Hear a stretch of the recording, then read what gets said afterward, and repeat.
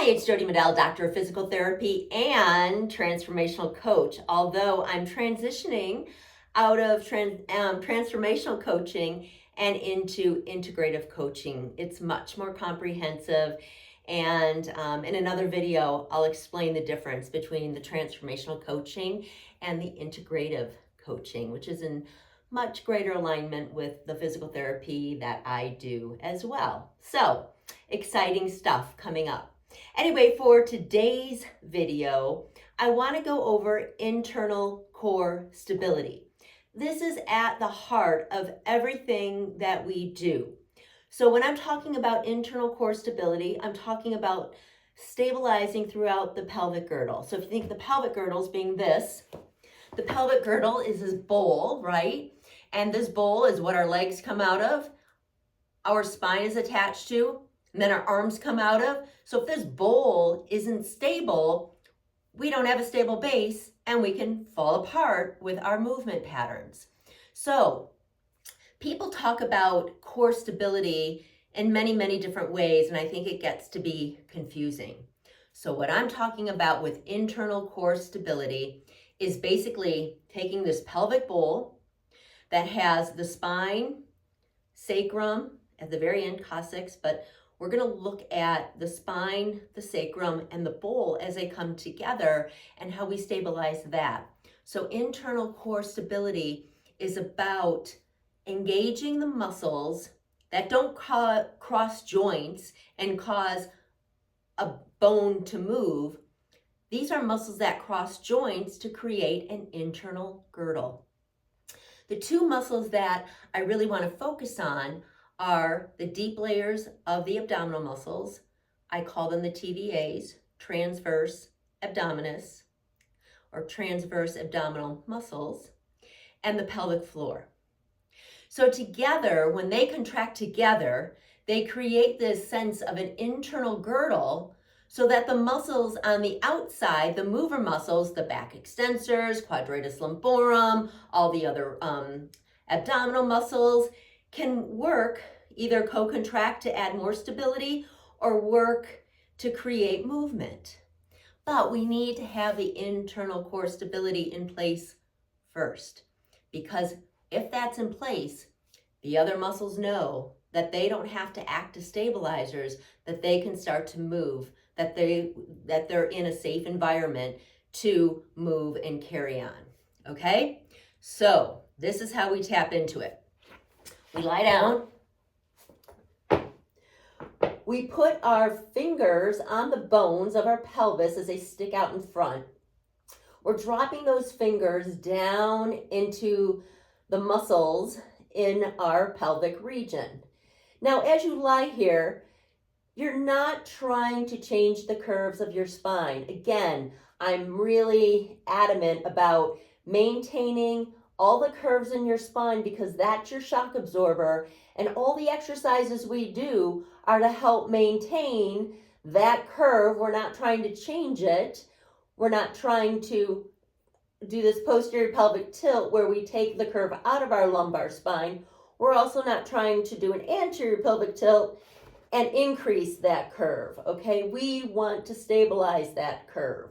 So we want to honor it. So as you lie here, you should feel your head coming into contact with the ground. You can feel the upper back coming into contact, and you feel that there's a little space underneath your lumbar spine, and keep that space, okay? We just don't want it to change as we do any of these activities. Okay, so now that we know the setup, and our feet are about hip width apart, knees are bent to a comfortable position. We're putting our hands on the bones, the anterior front side of our pelvis, and we're dropping down into the soft tissue. So we should feel that. Now, the cueing to contract our TVAs, our transverse abdominis, as well as our pelvic floor, the cueing is to pretend that you're stopping your pee midstream. So you're gonna pretend that you're peeing and you're trying to stop it, and you should feel what I call a swelling contraction. These muscles just inside those bones should rise up to meet your fingers. It's not a big contraction where boom, like, bicep curl. It's a small contraction. Less is always more in this case because we're using these muscles not for a one and done like a bicep curl, but we're using these muscles as endurance muscles. So they need to be on for a long period of time because as we're upright moving, doing anything, they need to be engaged to stabilize our pelvis. So that's a big job, the long haul. So less is more when it comes to the contraction. All right, so the other cueing, and this is more appropriate for men, is that after you get done peeing and you're doing the final tap tap so that you don't drip, that's also that same contraction that you can get or feel if you pretend that you're doing that, okay? Another cue that I've heard is to pretend that you're pulling up your sex organs, all right? So you're pulling them up. Just make sure that with any of these cues, less is more, okay? So as you put your fingers here and you use any one of those cues and you can feel these muscles rising up to meet your fingers, as soon as you feel that, you've done enough. You've engaged them. They're on. Perfect. Don't go more. Don't blow through. Hang out right there. The goal here is to hold that contraction for 10 seconds and repeat 10 times. Because again, we're training for endurance. All right, so you've got this. You're feeling that contraction. You're holding 10 seconds. And then you're letting it go. You're cleansing your breath. You're taking a deep breath in and out. And you're resuming this for a total of 10 repetitions. Okay? Now, the second part of this is that we want these muscles to be in isolation. We don't want other tag-alongs. So we don't want to feel our anal sphincter engage like we're squeezing our butt. We don't want to feel our rectus, our abdominal muscles, our superficial abdominal muscles to engage and press down. We want to just feel this right here, the internal core muscles that we're focused on, which are TBAs and pelvic floor, okay? So as you're holding for that count of 10, you want to just make sure you don't have any other muscles hanging out with it, okay? So as you feel other muscles engaged, just tell them to go away, all right? There's really no other cueing I can give you, is just acknowledge that they're contracted and say, okay, stop. And hopefully they'll obey. Over time they will, all right? You just need to make that connection. So step 1, finding the contraction. Step 2, letting go of any other muscles that are along for the ride that you don't want to be contracting with your TBAs and your pelvic floor. And the third one is to monitor your breathing. We do not want to associate breath hold with the ability to contract our internal core stabilizers, because as soon as we breathe, if they're working together, then this turns off, right? So we've got to have this engaged with the ability to breathe in and out. So we need to dissociate the breath from the ability to contract these muscles. So as you're holding for that 10-second count, you're also paying attention to, can I breathe in and out? And can I breathe in and out without changing the quality of the contraction of my TBAs and pelvic floor muscles, okay? So you're just in a state of monitoring, both for other muscles that want to go for the ride, and you're monitoring for your breath, okay, as you do the 10-second hold, repeating 10 times. All right, once you have this down, the second thing you want to do is make sure that you are able to contract both sides here to stabilize your pelvis. So the way we challenge that is we take our fingers off of the muscles, the soft tissue, we put them back onto the bones as they stick out, and hopefully you feel that it's pretty similar side to side, that one side isn't dropped down or up, raised up, but that they're even. You want to continue to have that evenness as you march.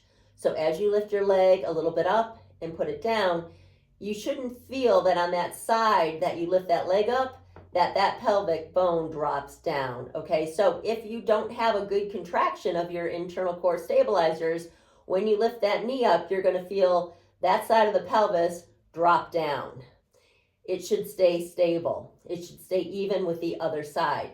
So what you wanna do is do this tiny march. It's The initiation of the march is where you're either going to make it or break it. So once you lift up, that's all you need to do. You don't have to keep bringing that knee up to your chest. So you're alternating marches and you're monitoring to make sure that your pelvis is not tilting, that it's staying the same. That means that your internal core stabilizers are kicking in, becoming that internal girdle, stabilizing this pelvis so that you can move on it without it moving. All right, that shows that it's in place. The reason why that's super important is because when we're walking, here's our pelvic bowl. When we're walking, if our core stabilizers, internal core stabilizers are not active, and you just saw in the marching that you could drop down, if that's happening with every step you take, then your spine has to derotate that rotation. So you're asking more of your lumbar spine if you're not stable here and you're not able to walk without your pelvis making a big movement back, then the spine, because we want to be righted, we want to be moving forward, your spine's going to do the opposite motion to make up for that motion in the pelvis. So you have a lot of moving parts here that are overworking and eventually may lead to injury or pain. So the more your pelvic bowl is stable, the less work your spine has to do, and you have your internal core stabilizers acting in your favor, okay? So that's why this marching is a great tool to use to make sure functionally your internal core stabilizers are working. All right, perfect. Moving on from there. I have one more basic exercise that I like to do in addition to this. So I'm gonna lie back down. I like to do bridging from this. I know different studies tell you how to do a bridge where you do a posterior pelvic tilt, so you're tucking under and you're kind of segmentally coming up into a bridge. Now, if you're trying to mobilize your spine, perfect.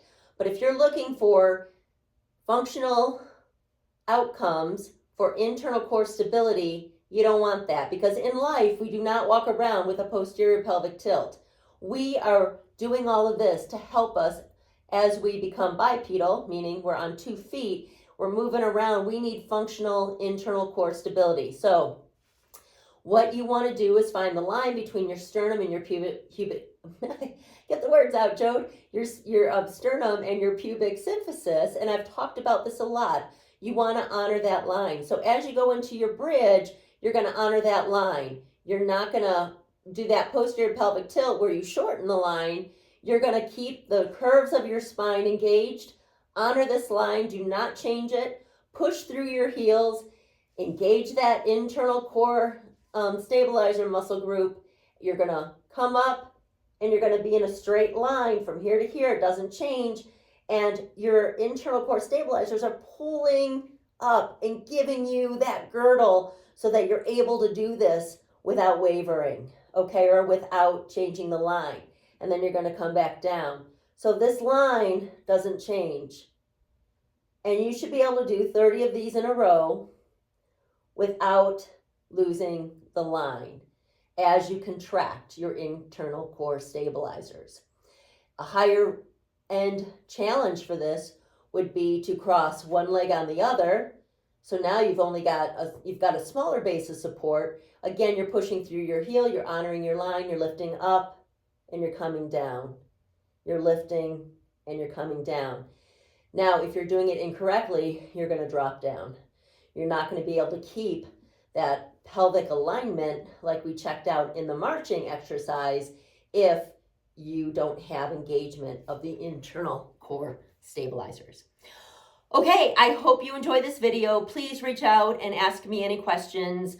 You can do that through my website or through my email, jodimedell@gmail.com. All right, have a great day, and I'll see you next week for more fun and games. All right, bye.